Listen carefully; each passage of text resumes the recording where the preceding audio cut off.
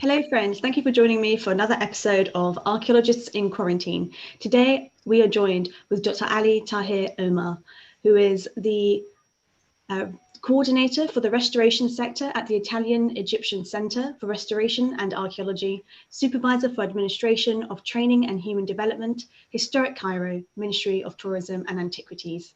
Thank you, Dr. Aly, for joining us today. I've been looking forward to this actually. Yes, hi, thank you very much. How are you? Yes, I'm great, just it's a little bit hot here, so. How many degrees now? I can imagine it's quite hot. I don't know, we don't trust a lot what is written, but about more than 36, 37. I think today we're not really having summer. I'm in England at the moment, and I think it's maybe 17 degrees. It's not hot. Yeah, it needs to be hotter, but unfortunately. Okay, you have to come to Egypt. So. Yes, when we're allowed to travel again, definitely we'll be back in Egypt. Yeah, just the borders are open now, so. Are they? Yeah. I'm not sure about in the UK actually. I'm not sure, but anyway. So, as I said, you are the coordinator of restoration and archaeology.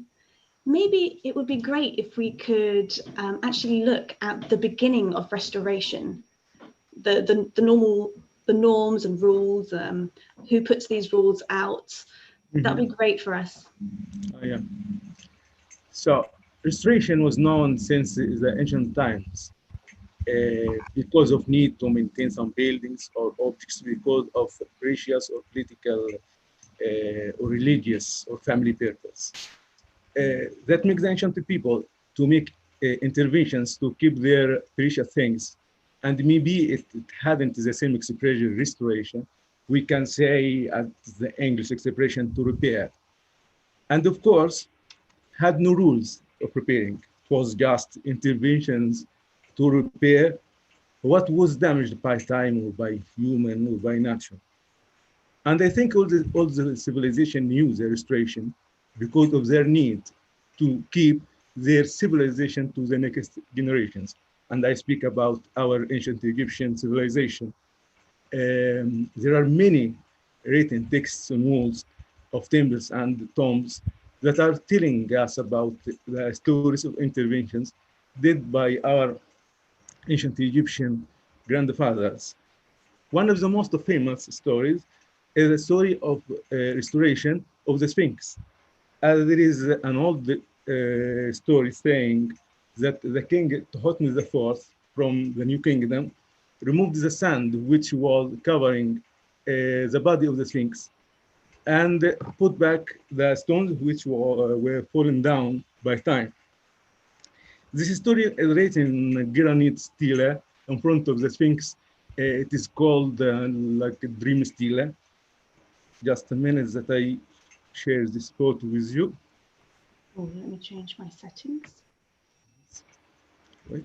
There we go. It's so interesting about the Sphinx. I'm actually really excited. I think we're going to be excited to see. Yeah.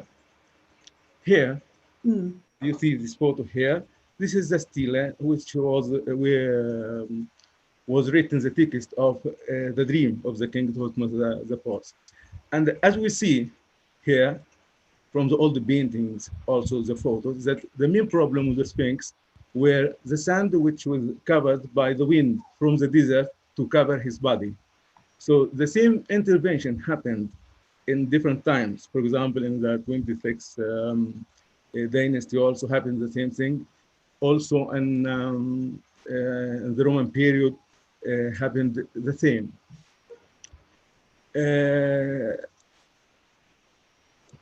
Sorry. Yes. Hello, Ali. I just sorry that I disturb your talking. I just like to also like. You are welcome anytime. Yeah, it was very nice to see you like again after like maybe 4 years, like when we the last time we see each other, like it was in 2016, I think, when I lived. Yeah, I think yeah. Yeah. So, and sorry for my disturbing and you. No, you are welcome anytime, my dear friend. You are welcome anytime. Yeah. So I continue my talking. Yeah, sure. Yeah. Okay. So we speak about how was the beginning of restoration. But in this time also, there was no rules or norms about restoration. After the conquest of the Ottoman conquest to Constantinople in Constantinople in English in 1453, and in this time Constantinople was very rich with art and artists in all fields. The artists were very afraid and terrified from the Ottomans, and therefore they ran away to Europe, especially to the big families who liked it and was in love in art and artists. For example, like the family of Medici in Florence. And we can say from this time what was the beginning of the Renaissance in Europe. After that, it spread to the other countries at Europe. At this time, restoration took the time of Renaissance, I speak, that took an artistic character on the hands of the Renaissance artists. And they contributed a lot to the science of restoration. For example, Leonardo da Vinci, he wrote articles about restoration. When we speak about the damage of rising damp in all the buildings, all we remember his article as a reference. But also until this time, there was not norms, no rules. It was just individual point of views of of an artist. About archaeology, because to see when they come together, the archaeology science began to appear correctly after the 14th century. As before was just searching about treasures for rich people. Even there were many books and articles about archaeology like Homer, Strabon, Plutarch, the human rights, for example, like Vitruvius about his book, the Architectura. And since I think the 17th century, Jacques Spon created the expression archaeology. And so that the archaeology science was running before the restoration science. About restoration science, it was the beginning of restoration science. We can say it was in the end of the 19th century and the beginning of the 20th century. And it began since the fight between the specialists began in Europe because of the methodology of the French architect Viollet-le-Duc. And he has his methodology in restoration. We can call it not restoration, we can call it a renovation. That he was doing everything new. He is integrating without any evidence. He was completing everything, just having the mind of an architect. So he was destroying thousands of years of the buildings. For that, another direction from the specialists led by the English, John Ruskin and William Morris, and there was the Italian architect with them. His name was Camillo Pietro. Came another direction, was opposite to the direction of Viollet-le-Duc and was very different. We can say 180 degrees. They were very rough about restoration. They were saying that we cannot, they were saying that restoration is the first step to the destruction of the buildings. So we have to avoid restoration, even the spots, the dust on the building. It is apart from the history of the buildings. So in 1877, a society or association created for the protection of ancient buildings, and we can consider it is the first one, that it was calling to put the principle of protection in the place of restoration. And began the science of restoration appears. And when we speak about science and restoration in general, as science and restoration means restoration of everything, organic and non-organic.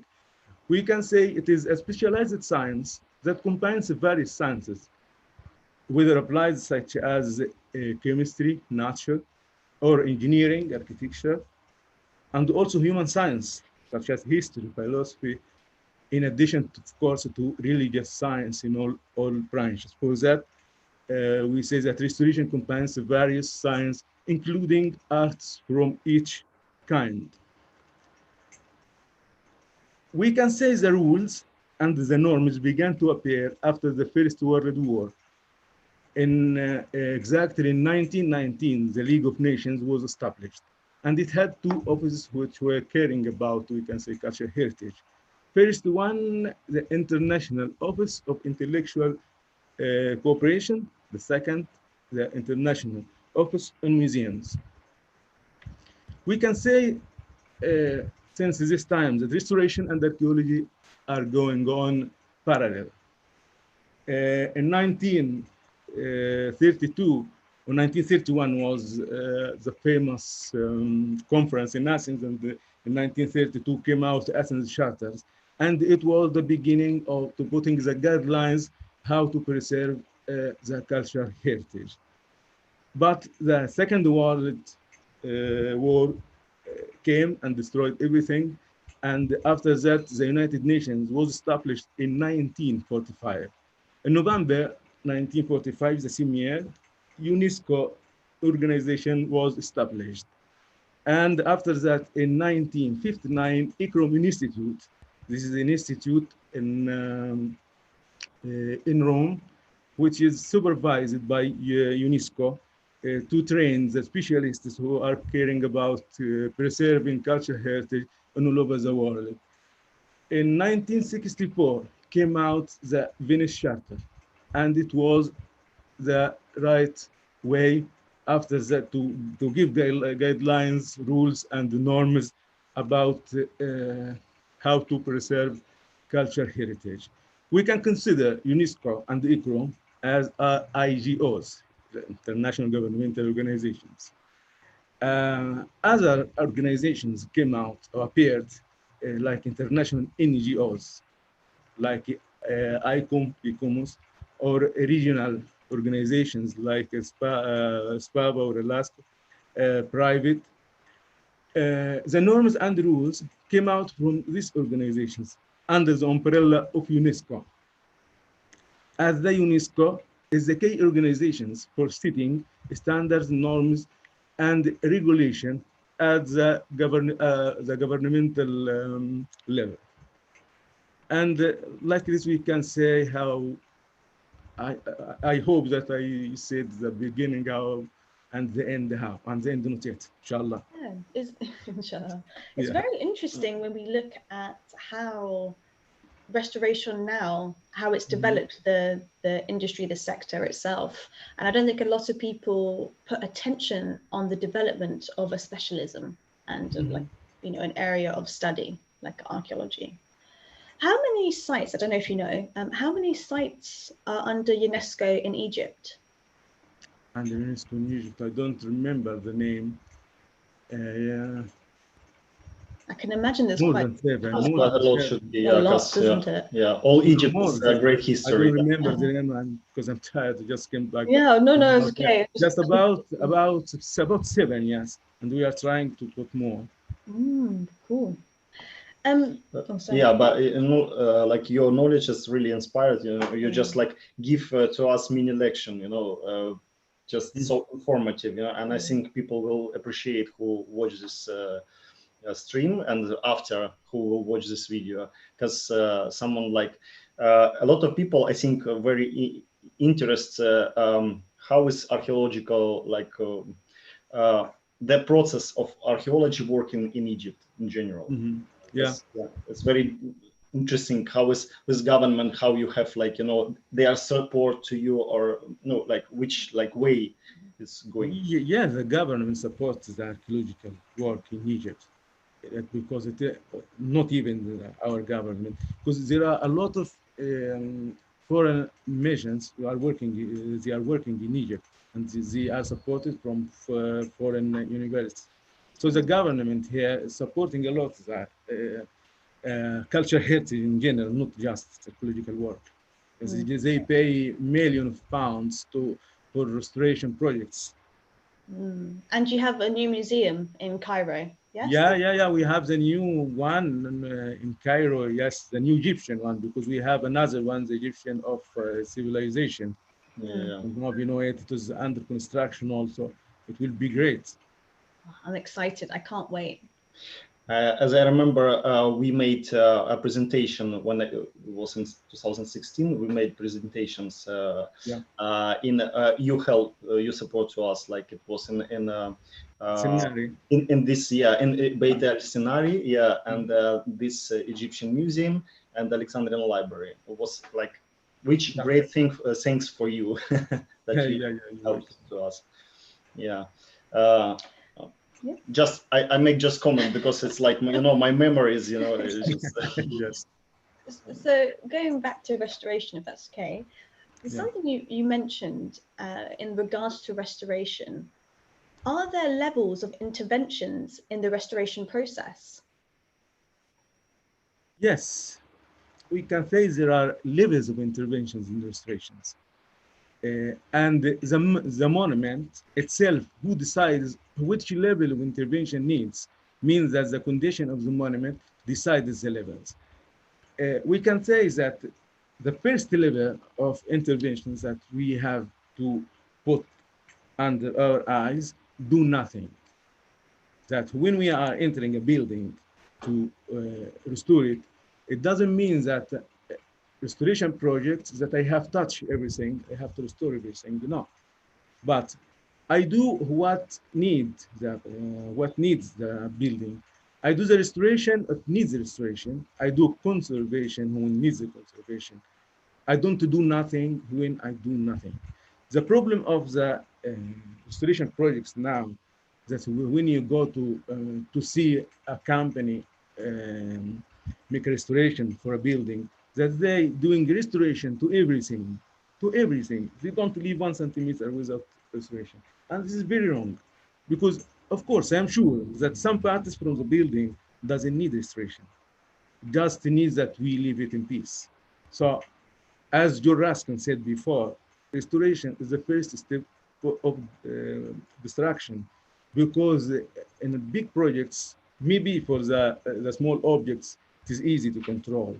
But in the big projects of restoration, where there are many and many persons are working in the project restorer, conservators, architects, it is difficult to control everyone. So the first level that we put under our eyes do nothing. So the second level, just we put the maintenance, that we have to put the planned maintenance. And the maintenance here in Egypt, we miss it.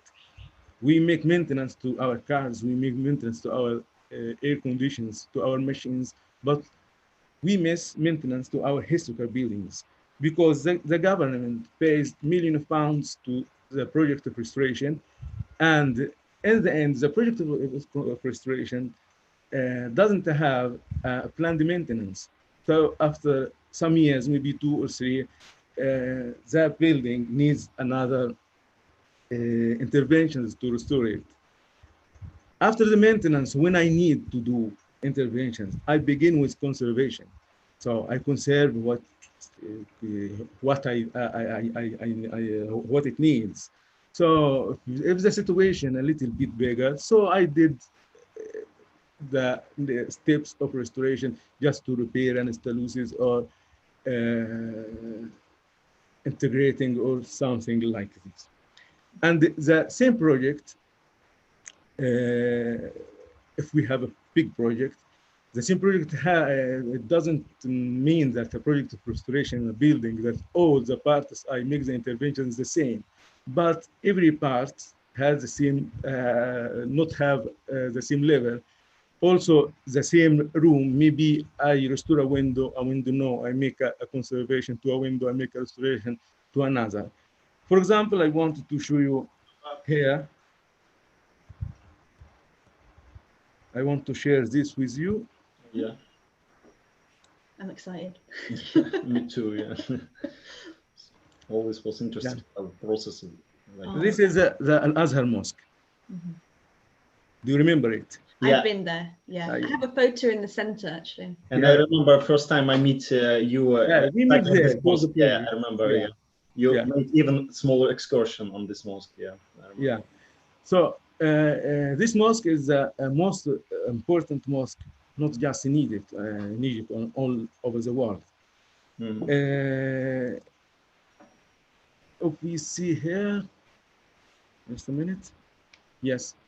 If we see here, this part, the red part here in the plan, it was the oldest part in the mosque. It was built by Fatimid in 972, I think. So it is the oldest part. The mosque was built as university and as a mosque, university for teaching the sciences of religion. As the mosque is important, so every person came to govern it or Egypt. He wanted to put his, we can say, his stamp on the mosque. So some other additions were added here in the Mamluk period in the 14th century, I think all. Here, the school, or we call it in Arabic madrasa, المدرسة الأكبغوية, here مدرسة البرسية, the famous minaret of the mosque by الغوري, and here المدرسة الجوهرية. In the Ottoman period, there was an architect, famous architect, his name was Abdurrahman Kadkhoda. He added this extension here to the mosque, and he built a mausoleum for him inside, and a sabil here. Sabil is the place that offers water to people for free. And there are two doors here, as they are very famous, one here and one there, the Bab al-Shurba and Bab al-Sa'id. In the late of century, the 19th, here, they added this place, this part here. This is a hostel for the students, because it was university, so the students were coming from out of Cairo. They were living here, and here al-Abbasi. So this is the biggest additions, the biggest interventions that happened. But as it is very important to mosque, so everyone comes, put his stamp and put his intervention, to put his name. The last project, for example, of restoration, it was at the time of the present President Abdel Fattah al-Sisi. And the project was before in the time of ex-President Mubarak in 1998. Also, Gamal Abdel Nasser did his interventions. Everyone is coming, he is putting his interventions, because the mosque is very important to all of the Islamic world. So if we come to see here, the restoration of Al-Madrasa al-Tabarasiyya, this part, where we see the red arrow. We will see just the restoration of the Al-Mihrab, this part here. One of the most beautiful mihrab in the Islamic architecture. We see here, this is mapping for the deterioration of the mihrab. It was not in a good, you can see the photo, it is okay, but in details, it is not in a good situation. We see in details the photo here, and also the administration of the mosque was using the places in the daily activities. So everybody was going in and out all the day. So we see here the service there on the marble and the mosaic here. Here also, you see even the, here's the crown there. Sorry, the capital of the column. Here. What material is this? Sorry. All of type of different marbles. Here, for example, this is a Brescia marble, or they call it red marble, like this. And you see here the deterioration because of salts. Here, we see the crystallization, and we had a particular problem here in Egypt, that we have, since the ancient time, we have the salt, the soil, or we have salty soil. It is very salty. It is very rich with sodium chloride. And we have another problem, that rising damp in all over the monuments. If you see the monuments in Cairo, because the river Nile keeps the level of the underground water higher a little bit. Here we see here also in the last project of restoration, they used the black cement in restoration, a lot of black cement restoration.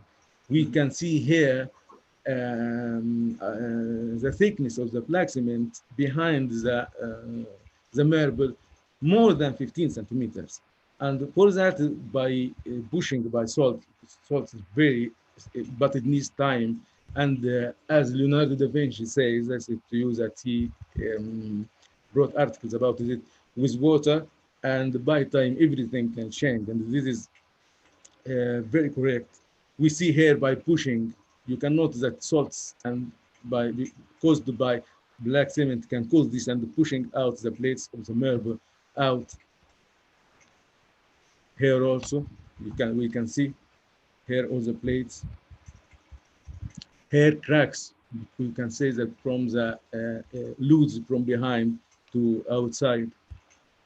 Here the wrong integrations that happened. We see here very bad integration that we can see it. Here we can see the crystallization of salts. So some simple analysis were done by X-rays, FTIR, something like this, just to help to give us the guidelines to have the decisions how to go on the plan of restoration. So that decisions were not just one, just this is by a committee from the Minister of Antiquity, the consultant, and the company who is working, was that we remove all the marble from the wall, and we clean all the black cement from behind, and we make bolts to take off the salts from the stones, and after that we do restoration to the marble and to put it back. To take a decision like this, it is very easy to say, but in working, it is very dangerous, because how to take this off, it is a little bit complicated.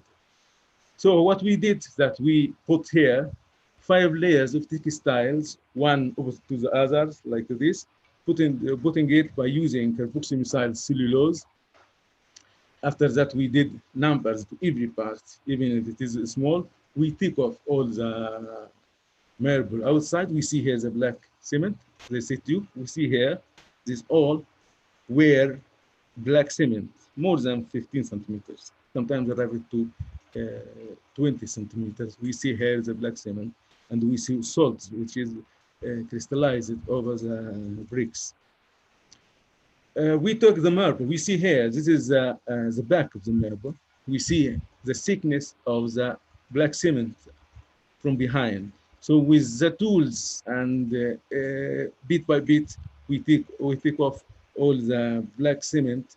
After that, we did the restoration to the missing parts, the consolidation from behind, and here putting the marble at its place as it was before. Here the mosaic here, there were wrong integrations. We took it off and we integrated it with the original materials, because it was integrated by mortars. Here, these pieces of marble, of mosaic, it is supported on a wood support. The wood by salts and water, it is deteriorated. So we had to change the support to keep these parts of mosaic. So we designed it on calc paper here, as you see, and we put the number to every part. After that, we did the same operations that we put the textile 5 layers to take it off. After that, we take it out here, and we take all this out and put it on a new piece of wood and put it again. And this is another part, for example, this is from the ring restoration from the last project, that it is not marble, this is some types of colored wood. It was put in the mihrab, so we took it off and make another one, like the original one here, we took the design from another part from the mihrab and did it as it was before. After that, we went on the steps of restoration, cleaning, eliminating all the overpaintings that were on the mosaico. Injection was lime mortar as the ancient mortar was. After that, that gives the protection layer to keep it from the people who are entering or from dust or like this. And here after restoration. We see another part in the same mosque here. One question, sorry. How long did that take? A long time. In restoration, you don't ask about time. Yeah, and how big is your team which work on this No, I was an executive manager for the main company. Okay, after that there were other two companies behind us. So the team of the company when we're doing this, it is a very big project. I cannot remember now how many persons, but in this, if I remember, in this mihrab were working because they were groups. For example, the person who are putting, not are the person who are numbering, not are the person. We can say 10 persons. And how many, how long? Maybe 5 months. I don't remember exactly. But the project were going on all together. Because in restoration, for example, when you are restoring something, a building, maybe a part takes you 5 minutes, another part 5 days. You cannot, it is an old building, like an old man, so you have to respect it. You don't have to enforce, so you will lose it. So we see here another part from the mosque here. The first part was here, the another part is here, Al-Ruwaq Al-Abbasi here, and we see only the mihrab also here. It was okay, the mihrab. It had a little bit, we can very few deterioration. We cannot say deterioration, just some missing parts, and the protective layer was not good. So what we did, we took off the protection layer, and we integrated the very few parts which is missed, and here after restoration. So what I mean here, this is two mihrab in the same mosque. There were two methodologies that we are working in. So the level of intervention is decided by the mihrab itself, not the human who decides the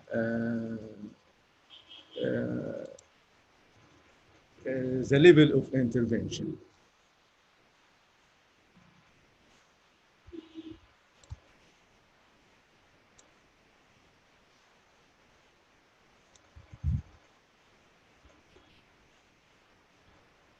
I don't listen. I forgot. I muted us. Bravo. Yeah, we have few comments like, you know, and we looks like deaf people, you know, like. Anyway, yeah. So my mistake. Sorry. Yeah. I was just saying, Sasha will ask first, then I'll ask. Yeah. Just I have a lot of questions, you know. It reminds me when I been those time when we meet each other in this mosque, and as I remember, like a lot of great people was buried also in this place. Yes. In mosque. Yeah. It's one of my favorite poet. It's 12th century. He's a great Qasida. He made a poem. Yeah, Ibn al-Farid. Yeah, just like, yes. Yeah. Just like for one moment I lost this name. Yeah, and he's someone said like that he was the same famous like Rumi, for example. Yes. He also was like a 12th century. Yeah. And just great Qasida, which his poem about soul. Just you could 100 times you could just listen. No, we have a Russian translation, but I'm just very like this poem. Yeah, and some, if you maybe know any other famous people was buried in this place, and which in general, which the importance of this place in the history for Egypt. Importance was the mosque was built as a university and the mosque.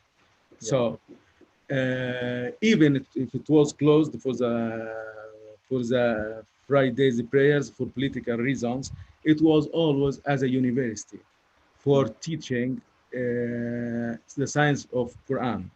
So, and all over the world until now, Al-Azhar University, but not in the same place because the university now is very big, and they are teaching also medicine and engineering and everything, not just the religious science. So they went out the mosque. But until now, there are we can see it, the lessons for teaching the Quran. So every, cannot say every, a lot of the Islamic scientists, they came out from this mosque. So I don't remember now the names because we are online live. So many it was here. It's a lot. Yeah. But if you search, there are a lot. If you need a very long list, I will send to you.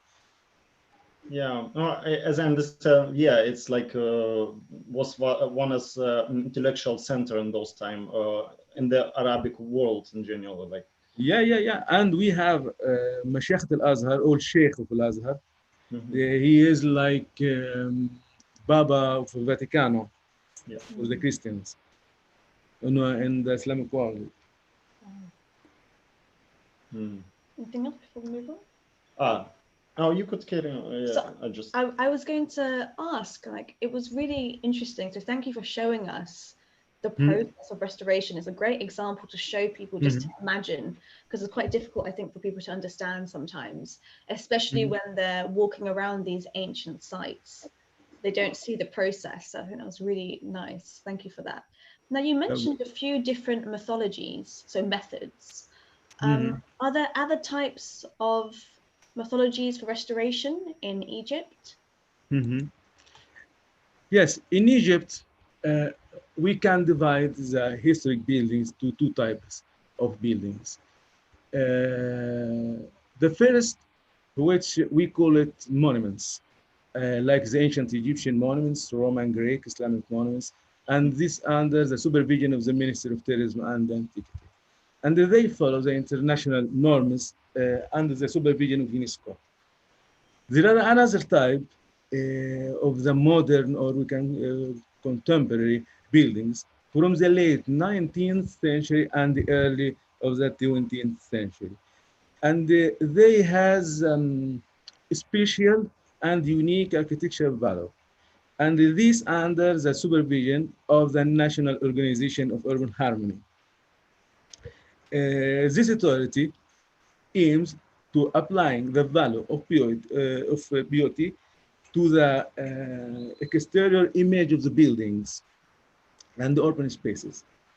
And it has laws and norms. For example, the law number 144 of the year 2006, and another 119 for the year 2008, I think.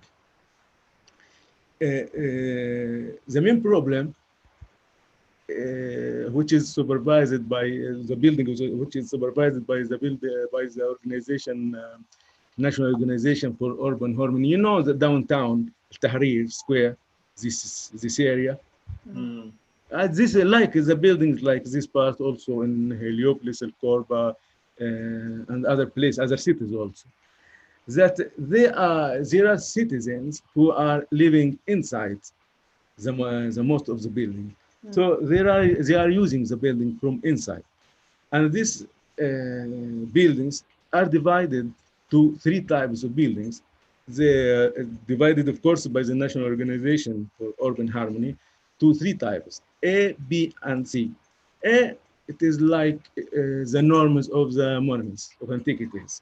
So you cannot do any restoration, just coming back to the National Organization for Urban Harmony, the same rules for the antiquities. B, you cannot change inside. But after having the agreement of the stakeholders for restoration and under the supervision of them, you can do the restoration according to the law of the organizations, but you cannot change anything. See, the last one, you can change inside. And changing by asking the agreement from the stakeholders, also under the supervision of their of them. We can say that this type of buildings of the modern one, it is free a little bit for paintings or something like this. You know, in the antiquity, in the monuments, you cannot paint. But in this in this type of buildings, you are free a little bit. The laws say that, not me, that you are free a little bit to give some paintings on it. Just I show you here to see the difference, to explain the difference about this.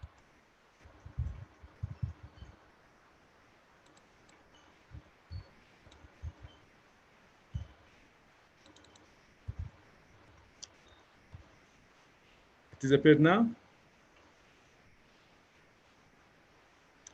Yeah, just to explain to you the difference between this and that, I will show you two cases, studies about one from the monuments and other from the new one.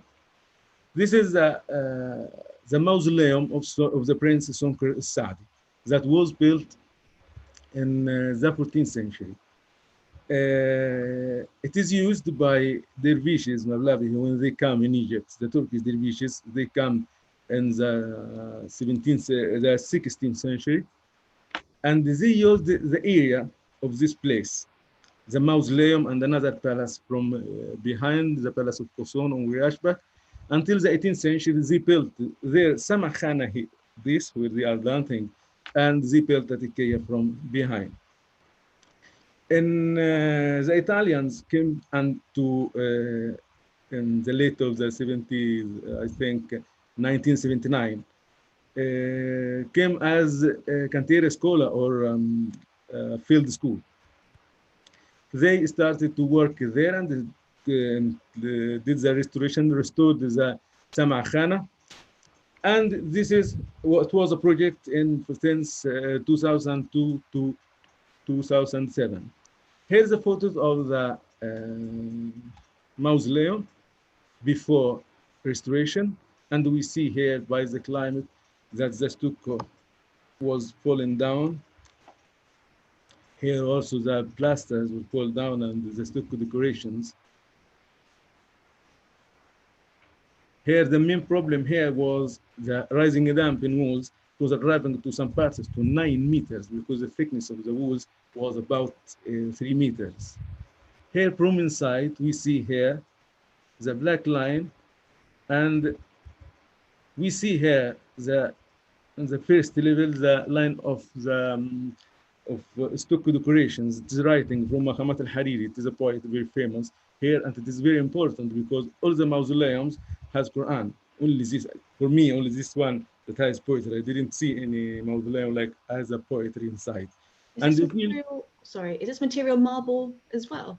No, stucco. Stucco.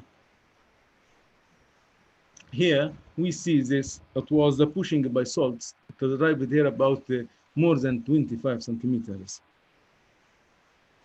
Here, the work was done was eliminating the rising damp in walls by using the Italian system. This work was done by the Italian Egyptian Center for Restoration and Archaeology.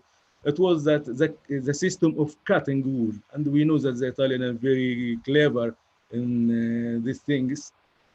We see here, this is the blades that were done because the blade in this time of the machine was 140, I think.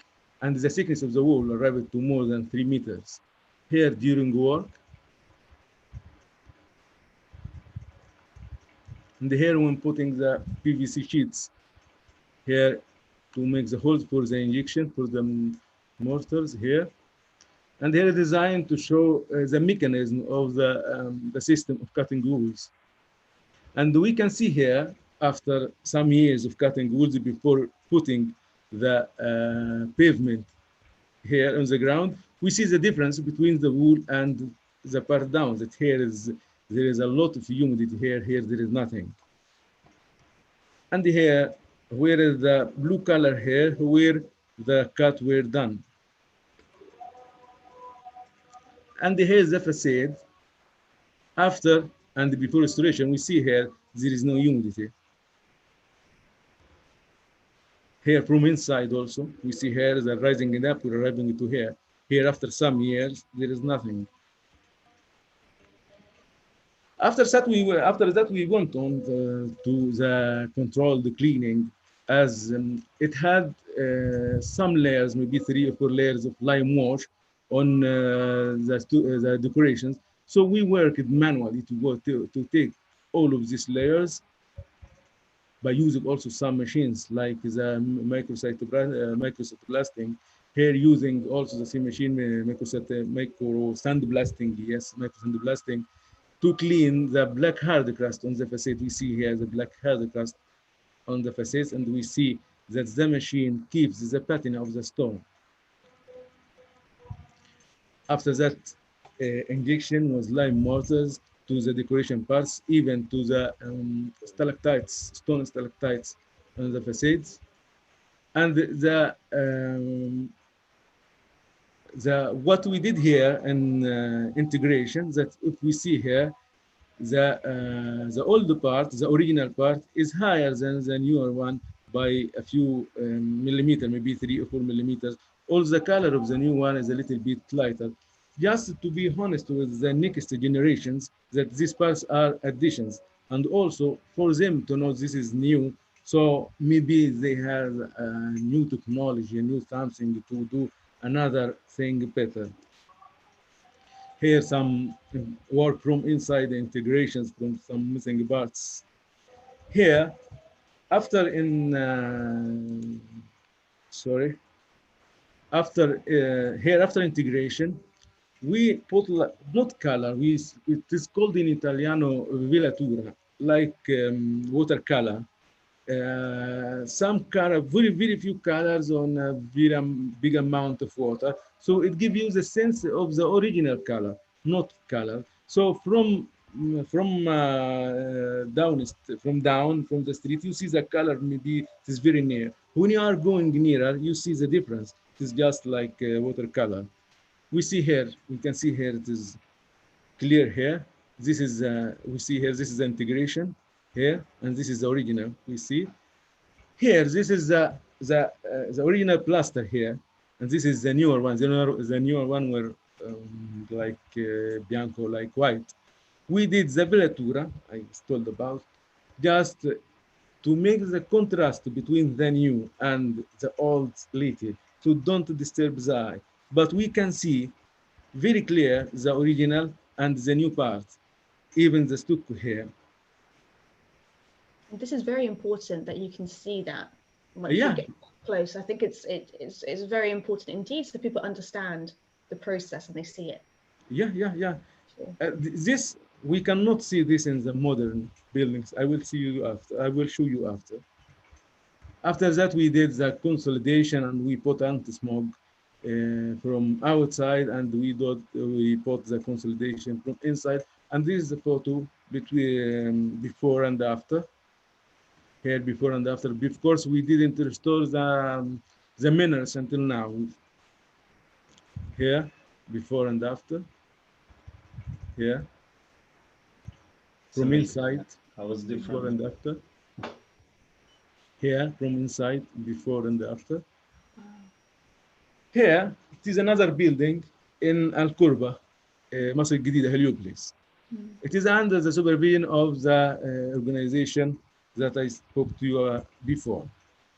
We see here that what we did, we used the steam cleaning, and we cleaned all the facades to take off layers of paintings, because these buildings were painted every some years. So it had some layers of paintings. We took it off, and we did our restoration integrating, consolidation, and but in the end, we painted. We did long research, maybe more than 3 months, in libraries, in books, in we make some tests to find the original color of the building. After that, I hope that we found it, but for me, I like it, alhamdulillah.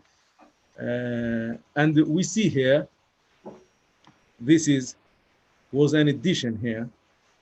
It was a concrete, covered from concrete. And I was surprised is that the owner of the building, he asked me to take it off, because it is difficult, because the balcony here is 5 meters and 10, so about 15 meters square. It is an apartment. So to take the decision to take it off, to make it old, to show it old like before, yeah, I like this very much. And he helped us a lot to take the decisions to eliminate a lot of things. We see other photos here. We see here before and after, and here during cleaning with the steam system. Here, we see, we took off all the air conditions on the facades. We took off all the windows here. We see here the support from, you see, this all were closed. And Yes, here the main entrance.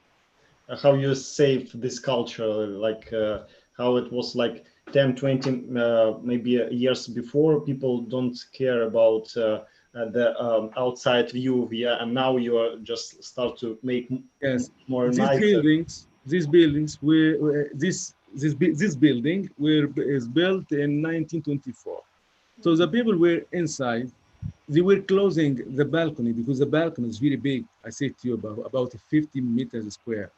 So they were closing, even if we look here from behind, you see here, they were closing the balconies from behind to give them more space about this. They didn't, we cannot say they didn't care about heritage.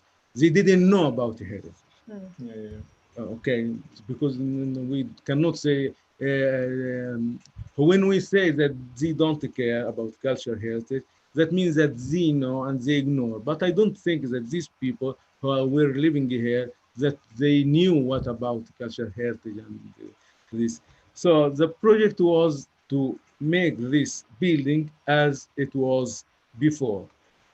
So that is the difference between the two types of buildings we have in Egypt. I hope that I was clear, that you could understand me. Thank you. It's really interesting. In the UK, we have buildings listed. So we have like grade 1, grade 2, and it's more to do with the protection aspect, and then maybe restoration works. But I'm not sure if it's exactly the same as how it is in Egypt. But it's very interesting to see that. Yeah, thank you. Also before that, I like to share with you the video of the Turkish dervishes and who are dancing in Samakhana after restoration. Just a minute. Yeah, we remember you told about dervishes, and I was excited to see this video, like which is. Oh yeah, okay. So this is some dancing now we're about to see. Wait, I have to do it by voice, so. So we're just about to see some traditional dancing. The Turkish dancing. This is the Turkish dervishes, not Egyptian. Yeah, Turkish traditional dancing, yeah.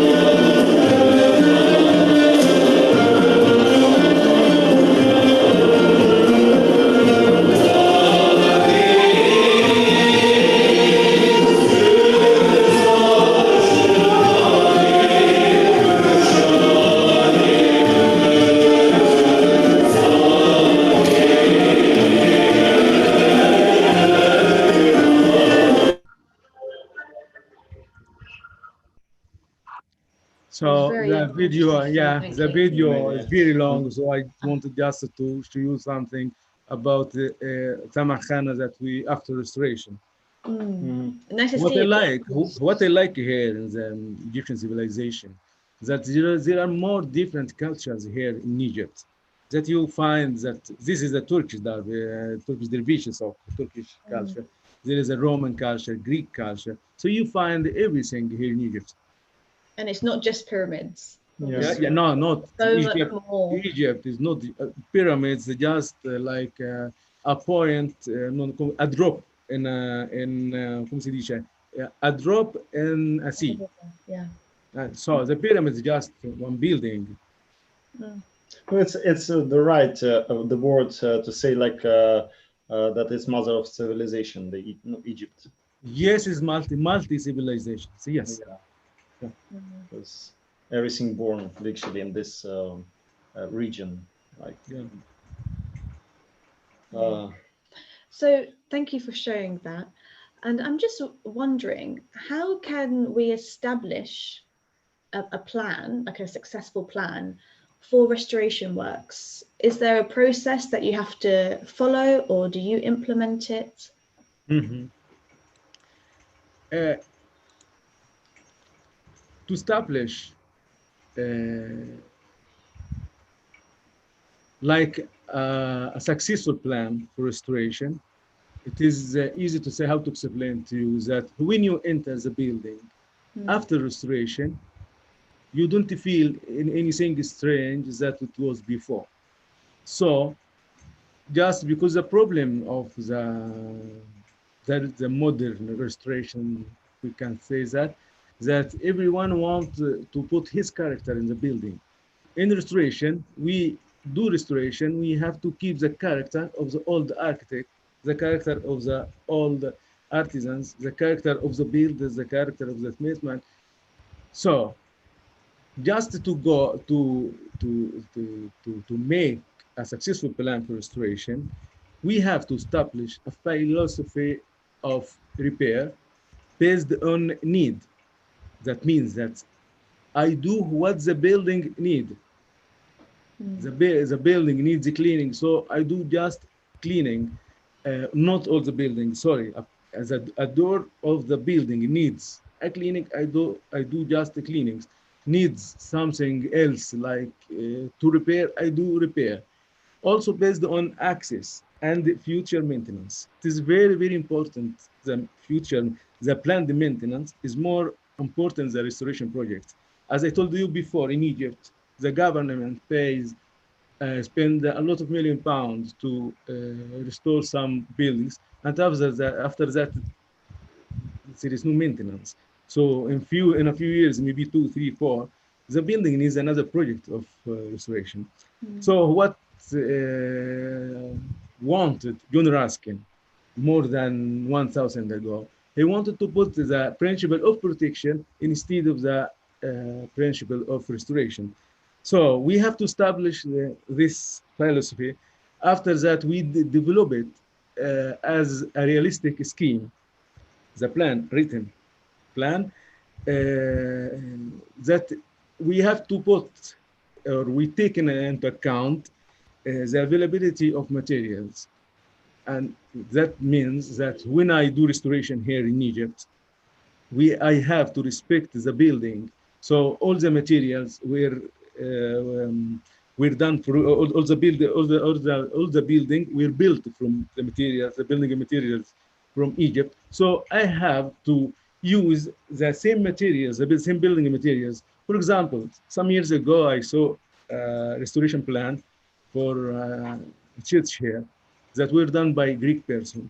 So I saw that he put the mortar pozzolana.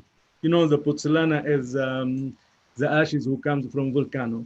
That yes, it is very good to put it in mortars, but here in Egypt, we don't have volcanoes. So uh, we use another materials. So when I do restoration, I have to use the same materials which was used with our grandfathers.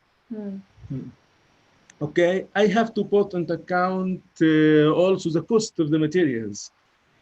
So I have one, for example, I have 1,000 pounds for restoration. So I have to do the project into the 1,000 pound. I cannot put materials upper of this, so I cannot complete the project after. And also, I have to put into account, it is very important, the craft skills. The craft skills, if I don't have the skills of the person who are working, it is better that I don't do restoration. Because the problems that we see now in restoration, the wrong integrations, because the craft skills are not like before. So we miss the craft skills. When I did this realistic scheme, I can carry out after that the steps of restoration, cleaning, consolidations, and other steps of what we want. It is very easy that we say that restoration is not difficult. The restoration, just if you want to do a good restoration, just you put in mind to keep the character of the ancient architect, the ancient builders, the ancient person who participated in this work. Also to respect the ancient building materials. It's very interesting to see amazing. that. You know, like all what you today, all you're talking about, it's like I don't know. Just for me, it's like I open another world, you know, because Thank you. yeah, from a professional architecture point of view, like yeah, my English, sorry, I'm, you know, like my native language is Russian, so sometimes I could make my mistakes. English is Italian too. I have Italian accent, so. Oh, you know, yeah, I remember that you are like in Italian center, like Italian center, yeah. So I speak Italian better than English. So I have Italian accent in English. Just excuse me for a moment. Sasha will continue. Yeah, one minute, and I make a few comments because we try not to control our live stream. So we have also Instagram, you know, just connected with. So Tasha also like me walking, then she walking. Yeah. I wanted to ask you one more question about this is like you're a specialist more in Islamic reconstructions, yeah? Yes.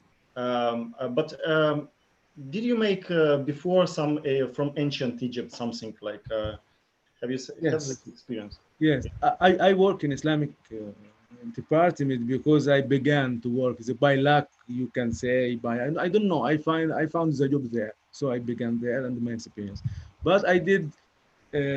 I was working with an Italian mission in Al Fayoum for excavations.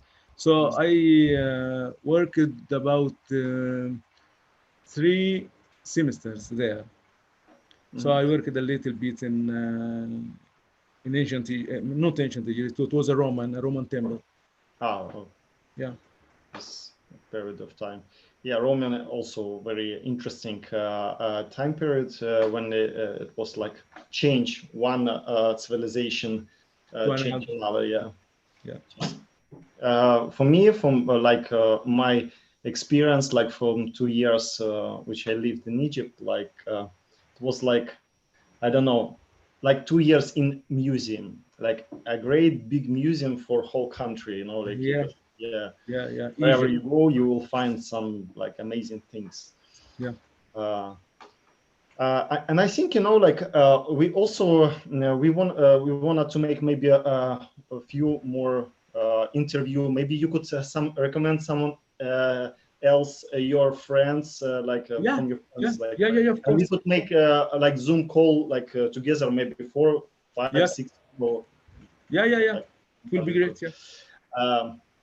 Also, we have our friend Digit with Raven. She's also a vlogger. She will come soon to London, and maybe she will want together with Tasha interview you because she very interested in Egypt. She has like a few videos about Egyptian pyramids. We will share you the link as well.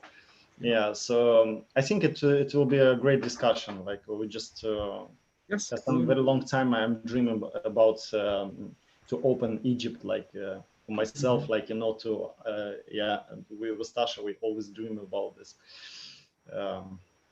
So like this. Anything else you wanted to say before Tasha? And Tasha came. Yeah, I saved you. yeah. I trying to, yeah. I wanted to Your time, 'cause- thank both of yeah. you to have this time for talking. Well, I'm just going to see if there's anyone who's watching the live stream that I'd like to ask any questions. Please send them in right now. Let's have a little look to see what we have. Let's see.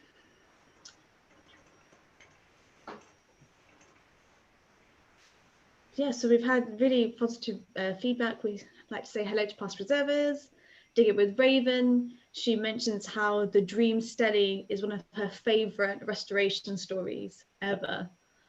I just spoke about. Did you? Yeah, and I said she will be soon. She will be in London, and maybe you could make again interview about Egypt. Maybe, yeah.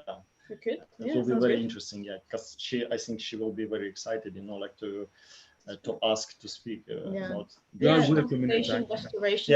Yeah, she's conservator. Yeah. Conservator. Yeah. Also, let's see. So from Simple Archaeology, hello Simple Archaeology. They asked, does new development have to consider the historic environment during planning?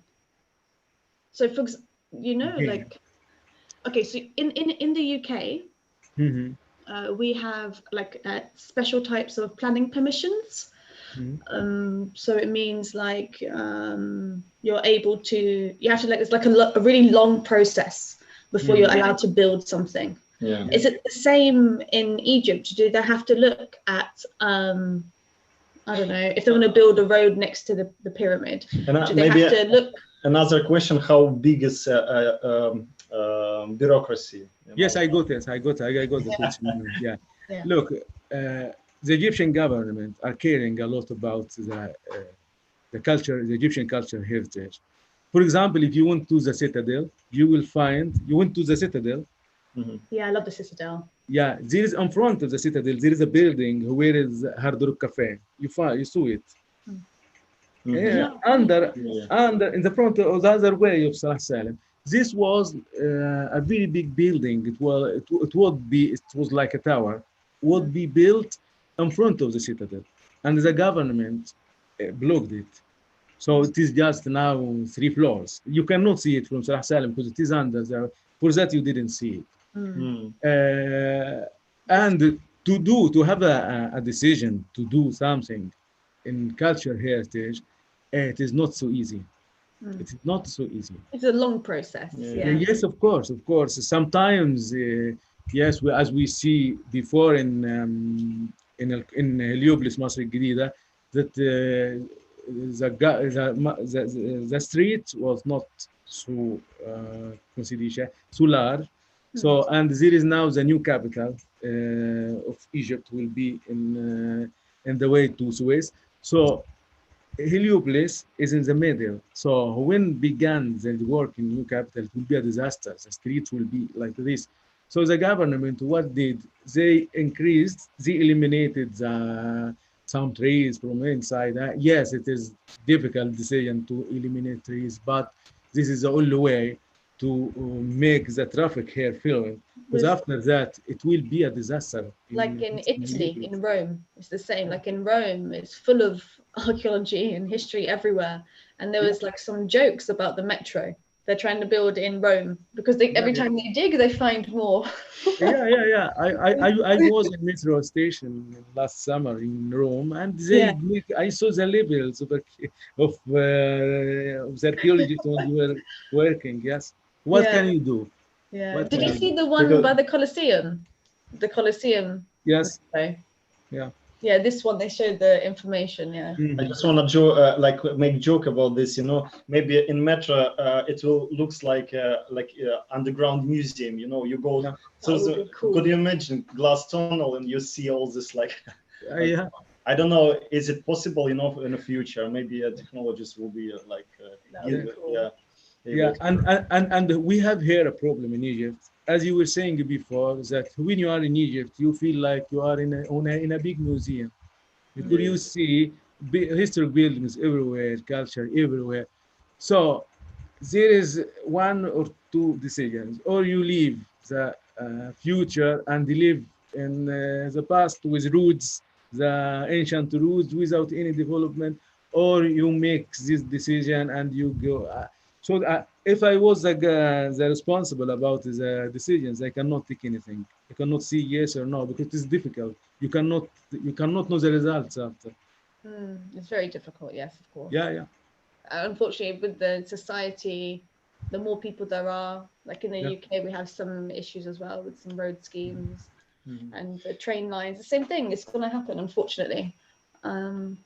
That's where my job comes in as commercial archaeologist. I'm there during planning permission. So then I deal with the archaeology before they build something. So yeah, it's a little bit different, yeah, the same. Yeah.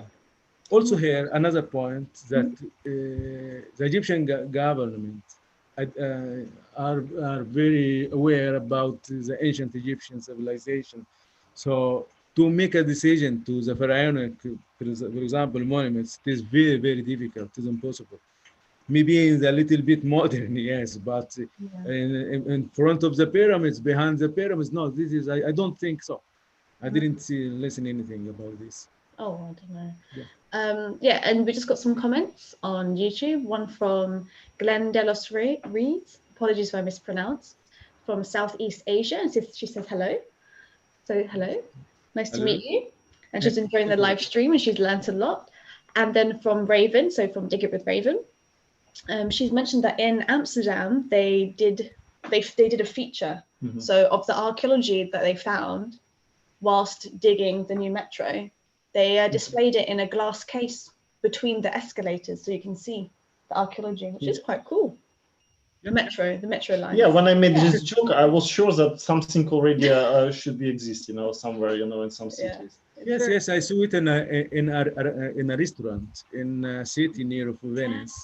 Yes, I was in a restaurant, and behind under my feet was glass was the excavations. So Yeah, same for me. I had not in Venice. Did we? We've been in November in Venice, Venice, and it's like it's amazing. November, maybe it will be there. You have to pay attention. Aqua Alta, the flood, the lake.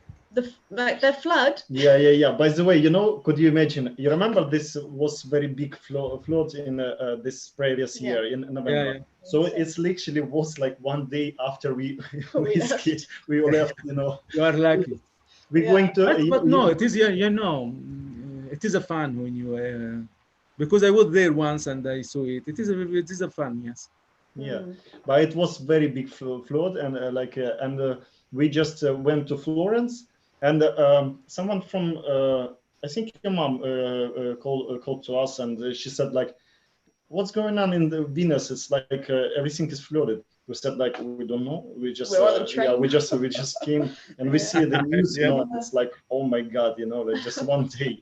Yeah, that's us. We miss everything by one day. It's quite good. Touch into that.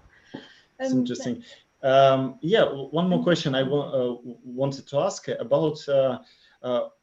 Just about the budget. For example, this Alaska mosque, which you make a reconstruction, I just am trying to imagine how much money could be cost like this reconstruction.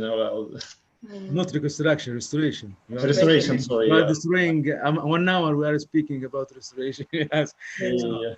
Sorry, am I not professional? Yeah. The budget of any project, not of Al-Azhar, we can say it costs a little bit money, because also you pay for the specialists who are working in restoration, not the materials themselves. So the materials themselves maybe not so expensive, but you pay to the specialists, to the hands more than to the material. So every project have its fund. So, and also the problem of the restoration projects, that the plan of the restoration will be completed in the end of the project, not during, because the beginning is just like guidelines to go on.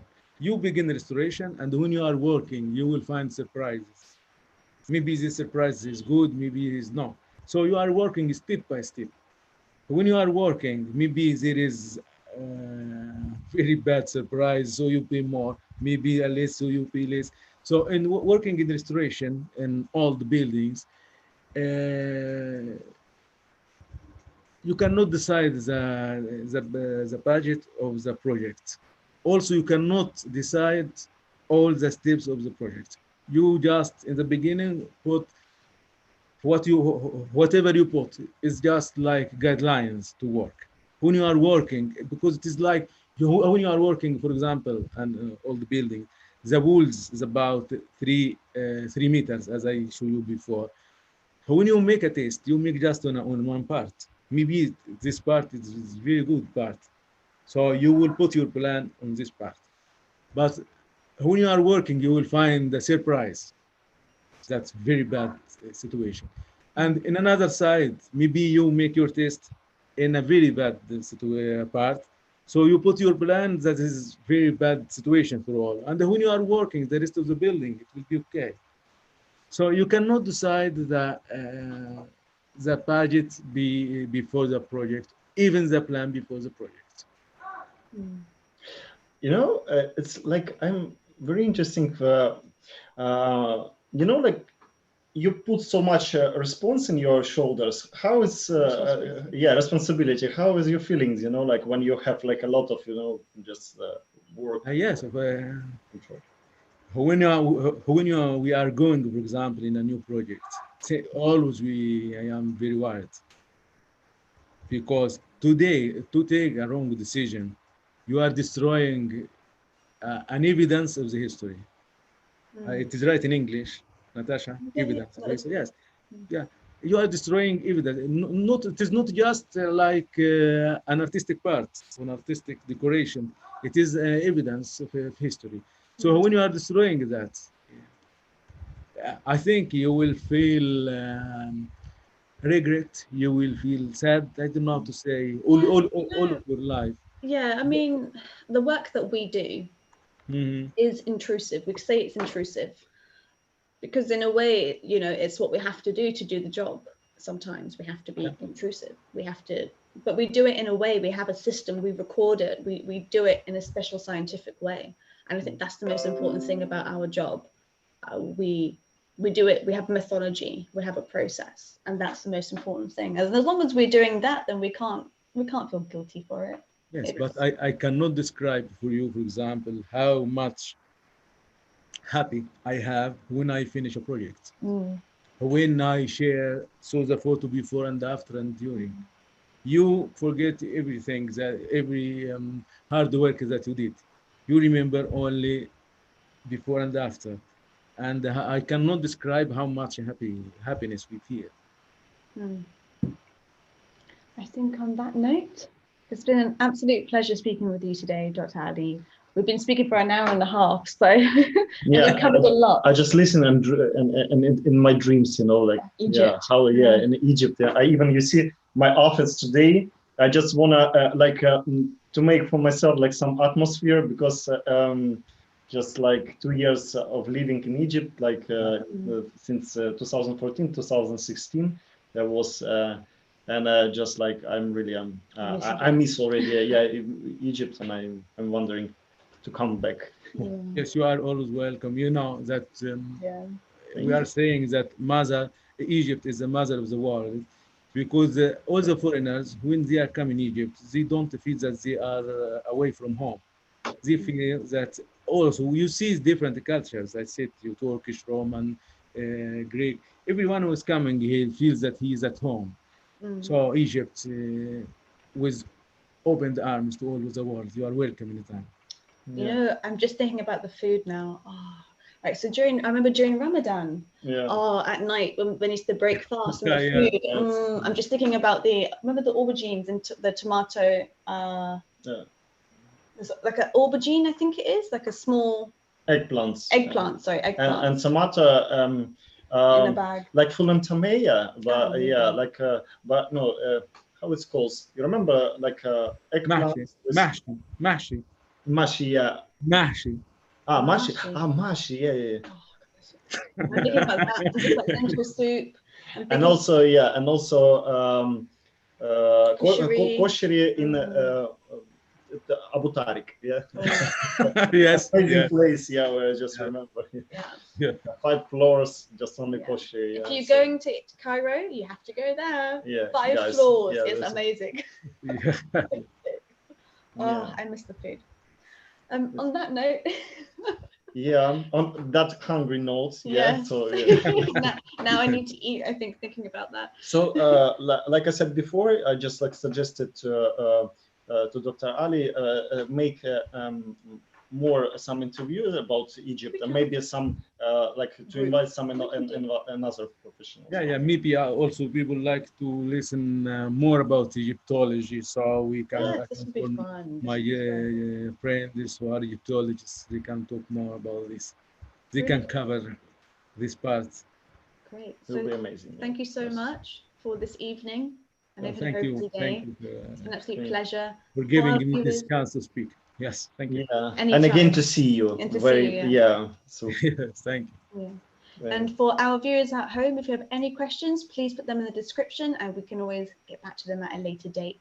Yeah, Okay, I'm and gonna subscribe and put yeah thumbs up. thumbs up. Yeah. Okay, let's go off. Okay. One Bye-bye. moment.